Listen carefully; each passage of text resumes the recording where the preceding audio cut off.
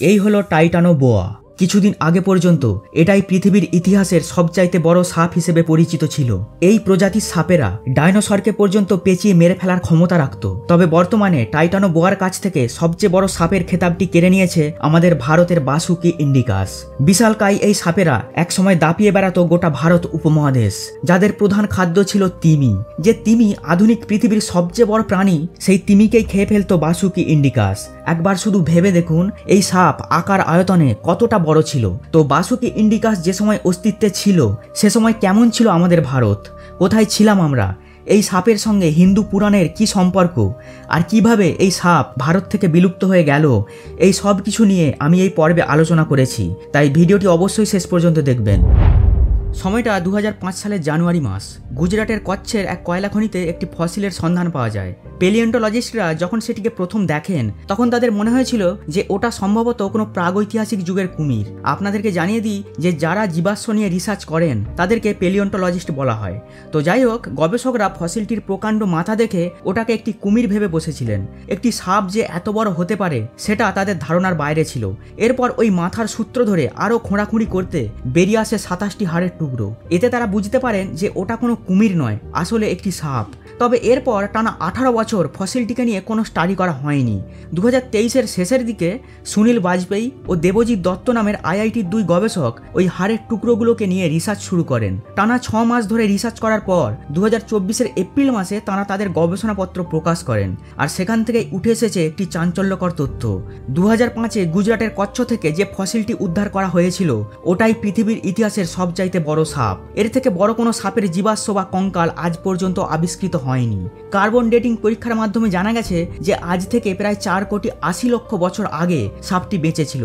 গবেষকরা প্রাণীটির নাম দিয়েছেন বাসুকি ইন্ডিকাস। এখন প্রশ্ন হলো, এই নামের অর্থ কি? আপনারা হয়তো জানেন যে বাসুকি হলো হিন্দু পুরাণে বর্ণিত একটি সাপের নাম। বাসুকি নাগকে বলা হয় সমস্ত সাপেদের রাজা। সম্পর্কে ইনি মা মনসার দাদা। শিব ঠাকুরের গলায় যে সাপটি জড়ানো থাকে, ওটাই বাসুকি নাগ। সমুদ্র মন্থনের সময় বাসুকি নাগের সাহায্যেই মন্দার পর্বতকে ঘোরানো হয়েছিল। আর সেই সময় বাসুকি নাগের মুখ থেকে যে বিষ নির্গত হয়েছিল, সেটা পান করেই ভগবান শিবের গলা নীল হয়ে গিয়েছিল। এই কারণেই মহাদেবকে নীলকণ্ঠ বলা হয়। কংসের হাত থেকে শ্রীকৃষ্ণকে বাঁচাতে যখন তার পিতা বাসুদেব ঝড় বৃষ্টির রাতে উত্তাল যমুনা নদী পার হচ্ছিলেন, তখন বাসুকি নাগ তার ফণাকে মেলে ধরেছিলেন যাতে শ্রীকৃষ্ণের গায়ে বৃষ্টি না পড়ে। সুতরাং বাসুকি নাগ যে হিন্দু মাইথোলজির একটি গুরুত্বপূর্ণ চরিত্র, সেটা বোঝাই যাচ্ছে। আর এই কথাটি মাথায় রেখে সাপটির নাম দেওয়া হয় বাসুকি। এবং যেহেতু ইন্ডিয়ার মাটিতে বাসুকির খোঁজ পাওয়া গেছে, সেহেতু সাপটির বিজ্ঞানসম্মত নাম হয় বাসুকি ইন্ডিকাস। এইবার আপনাদেরকে একটি ম্যাপ দেখাই। দেখুন, আজ থেকে 5 কোটি বছর আগে পৃথিবীর মানচিত্রটা ছিল ঠিক এই রকম। দেখতেই পাচ্ছেন এই ম্যাপটি এখনের থেকে কতটা আলাদা। লক্ষ্য করুন, ইউরোপের বেশিরভাগ অংশ জলের তলায় এবং ভারত উপমহাদেশ তখনও ইউরেশিয়া ভূখণ্ডের সাথে মিলিত হয়নি, অর্থাৎ হিমালয় পর্বতমালা তখনও গঠিত হয়নি। সেই সময়কার জলবায়ু ছিল আজকের থেকে অনেকটাই আলাদা। তাপমাত্রা ছিল এখনের থেকে অনেক বেশি। মানব জাতির কোনো অস্তিত্বই তখন ছিল না। সারা পৃথিবীতে সে সময় রাজ করত বিভিন্ন প্রজাতির দৈত্যাকার প্রাণীরা। আর এই সময়তেই ভারতের মাটিতে ইভলভ হচ্ছিল বাসুকি ইন্ডিকাস। ভিডিওর শুরুতেই আমি উল্লেখ করেছি যে কিছুদিন আগে পর্যন্ত টাইটানো বোয়াকে পৃথিবীর সবচাইতে বড় সাপ হিসাবে গণ্য করা হতো। এখন বিষয় হচ্ছে বাসুকি ইন্ডিকাস টাইটানো বোয়ার থেকে কতটা বড়, আর এই 2 সাপের মধ্যে পার্থক্যটাই বা কি, চলুন সেটা দেখে নিই। টাইটানো বোয়ার জীবাশ্ম আবিষ্কৃত হয়েছিল 2002 সালে দক্ষিণ আমেরিকার ভেনেজুয়েলাতে। বাসুকি ইন্ডিকাসের জীবাশ্ম পাওয়া যায় 2005 সালে ভারতে। টাইটানো বোয়ার যে জীবাশ্মটি পাওয়া গেছে সেটির বয়স 6 কোটি বছর। অপরদিকে বাসুকি ইন্ডিকাসের বয়স 4,80,00,000 বছর। টাইটানো বোয়া যখন বেঁচে ছিল তখন তার দৈর্ঘ্য ছিল 45 ফুট এবং ওজন ছিল 10 কুইন্টাল। বাসুকি ইন্ডিকাস যখন বেঁচে ছিল তখন তার দৈর্ঘ্য ছিল 50 ফুট এবং ওজন ছিল 11 কুইন্টাল। সুতরাং বোঝাই যাচ্ছে বাসুকি ইন্ডিকাস টাইটানো বোয়ার থেকে কিছুটা বড়। এখন একটি মানুষকে যদি এই 2 প্রজাতির সাপের সাথে তুলনা করা হয়, তাহলে তাকে খুঁজেই পাওয়া যাবে না। বর্তমান সময়ে পৃথিবীর সবচেয়ে বড় সাপ হলো ব্রাজিলের গ্রিন অ্যানাকোন্ডা, যারা মেরে কেটে 17 ফুটের মতো লম্বা হয় এবং ওজন হয় 1 কুইন্টালের মতো। তার মানে টাইটানো বোয়া বা বাসুকি ইন্ডিকাসের কাছে অ্যানাকোন্ডা চুনোপুঁটি। গবেষকরা জানিয়েছেন যে বাসুকি ইন্ডিকাস শিকারের পিছনে দৌড়াতো না। তাদের শিকার করার ধরনটা ছিল এখনকার অ্যানাকোন্ডাদের মতো, অর্থাৎ ওত পেতে বসে থেকে সুযোগ বুঝে শিকারকে ঝাপটে ধরা। এর কারণ হলো তাদের বিশাল শরীর। ভারী শরীর নিয়ে শিকারের পিছু ধাওয়া করা তাদের পক্ষে সম্ভব ছিল না। বাসুকি ইন্ডিকাসের বিরাট দেহ তৈরি হবার পিছনেও কতকগুলো কারণ রয়েছে। প্রথম কারণ হলো পর্যাপ্ত খাবার।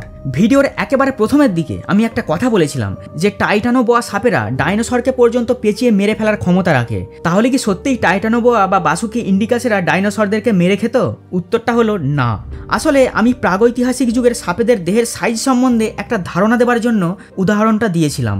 ফ্যাক্ট তো এটাই যে টাইটানোবোয়াই বলুন আর বাসুকি ইন্ডিকাসই বলুন, ওরা কেউই ডাইনোসরকে কখনো চোখেই দেখেনি। কারণ আজ থেকে 7 কোটি বছর আগেই ডাইনোসররা পৃথিবী থেকে বিলুপ্ত হয়ে যায়। তো বাসুকি ইন্ডিকাসেরা যখন পৃথিবীতে বাস করত তখন ডাইনোসরদের মতো কোনো বড় প্রাণী পৃথিবীতে ছিল না। তাই বাসুকি ইন্ডিকাস হয়ে যায় সে সময়কার আলফা স্পিসিস, মানে এদের অবস্থান ছিল খাদ্য পিরামিডের একেবারে শীর্ষে। আরও সহজভাবে বলতে গেলে বাসুকি ইন্ডিকাস সবাইকে শিকার করে খেলেও পাল্টা এদেরকে শিকার করার মতো কেউই ছিল না। ফলে ছোট ছোট প্রাণীগুলোকে এরা একাই খেত এবং সে সময় ওই সমস্ত প্রাণীদের সংখ্যাও ছিল প্রচুর। দ্বিতীয় কারণটি হলো আবহাওয়া। আমরা সকলেই জানি যে সাপেদের রক্ত শীতল, ওরা ঠান্ডা সহ্য করতে পারে না, তাই শীতকালে শীত ঘুম দেয়। আর এই কারণে উত্তর মেরু দক্ষিণ মেরুতে সাপেদের দেখতে পাওয়া যায় না। বাসুকি নাগেরা যখন অস্তিত্বে ছিল তখন পৃথিবীর তাপমাত্রা ছিল এখনের থেকে 10 ডিগ্রি বেশি। এছাড়াও সে সময় বাতাসে অক্সিজেনের লেভেল এখনের থেকে 1% বেশি ছিল। বর্তমানে বাতাসে অক্সিজেন লেভেল 21%, কিন্তু আজ থেকে 4-5 কোটি বছর আগে অক্সিজেনের লেভেল ছিল 22%। তো বোঝাই যাচ্ছে সে সময়কার প্রকৃতি বাসুকি ইন্ডিকাসদের পক্ষে একদম অনুকূল ছিল। তাই তাদের শরীরের মেটাবলিজম রেট ছিল অত্যন্ত বেশি। মেটাবলিজম রেট বেশি হলে শরীরের আকার বৃদ্ধি পায়। সুতরাং পর্যাপ্ত খাবার এবং হাই মেটাবলিজম রেট বাসুকি ইন্ডিকাসকে প্রকাণ্ড হতে সাহায্য করেছিল। বাসুকি ইন্ডিকাসের প্রধান খাদ্য ছিল তিমি। এটাও আমি আগেই হাইলাইট করেছি। তাহলে কি এরা জলে বাস করতো? উত্তরটা হলো না। আজকের দিনে আমরা যে বিশালকায় তিমি মাছদেরকে দেখতে পাই তখন কিন্তু এরা এমনটা ছিল না। তিমিরা সে সময় দেখতে ছিল ঠিক এই রকম। কি অবাক হলেন? এই জন্তুটার নাম ইন্দোহায়াস, এখনকার তিমিদের পূর্বসূরি। আজ থেকে 4-5 কোটি বছর আগে তিমিরা জলে বাস করতো না, বাস করতো ডাঙায়। আর আমাদের ভারত উপমহাদেশ ছিল তাদের একমাত্র বিচরণ ক্ষেত্র। বর্তমানে একটি নীল তিমির দৈর্ঘ্য 100 ফুটের কাছাকাছি, কিন্তু ইন্দোহায়াসদের সাইজ ছিল একটি দেশি কুকুরের মতো। তাদের 4টি পা ও একটি লেজ ছিল। খাদ্যের চাহিদা পূরণ করার জন্য ইন্দোহায়াসরা জলে নামতে শুরু করে। তারপর লক্ষ লক্ষ বছরের বিবর্তনের ফলে একসময় তারা উভচর প্রাণী থেকে জলচরে পরিণত হয় এবং বিরাট দেহ লাভ করে। কিন্তু এখন সবচেয়ে বড় প্রশ্ন হলো বাসুকি ইন্ডিকাস পৃথিবী থেকে বিলুপ্ত হয়ে গেল কিভাবে? এর জন্য প্রধান 2টি কারণ দায়ী, আবহাওয়া ও খাদ্য। আজ থেকে প্রায় 24 লক্ষ বছর আগে পৃথিবীতে হিমযুগের সূচনা হয়। তখন থেকে পৃথিবীর তাপমাত্রা কমতে শুরু করে। বিগত 11,000 বছর আগে পর্যন্ত সেই যুগ চলেছিল। ওই সময় পৃথিবীর গড় তাপমাত্রা ছিল 5 ডিগ্রি সেলসিয়াস। বর্তমানে গ্লোবাল টেম্পারেচার 15 ডিগ্রি সেলসিয়াস, মানে আজকের থেকে 10 ডিগ্রি কম। আর আমি আগেই বলেছি যে বাসুকি ইন্ডিকাসরা যে সময় পৃথিবীতে ছিল সে সময় পৃথিবীর গড় তাপমাত্রা ছিল এখনের থেকে 10 ডিগ্রি বেশি, মানে গ্লোবাল টেম্পারেচার ছিল 25 ডিগ্রি সেলসিয়াস। আরও ভালোভাবে ব্যাপারটা আপনাদেরকে বুঝিয়ে দিচ্ছি। ধরুন বর্তমানে আমাদের ভারতের তাপমাত্রা 40 ডিগ্রি সেলসিয়াস, হিমযুগে সেটা কমে হয়ে যায় 30 ডিগ্রি সেলসিয়াস এবং বাসুকি ইন্ডিকাসদের সময়ে সেটা ছিল 50 ডিগ্রি সেলসিয়াস। আর ওই টেম্পারেচারটাই সাপেদের পক্ষে একদম পারফেক্ট। তো দিনে দিনে পৃথিবীর তাপমাত্রা কমতে থাকায় তাদের বিশাল শরীরকে মেনটেন করা মুশকিল হয়ে পড়ে। এদিকে বাসুকি ইন্ডিকাসের প্রধান খাদ্য যেটা তিমি, তারা ডাঙা ছেড়ে জলের বাসিন্দা হয়ে যায়।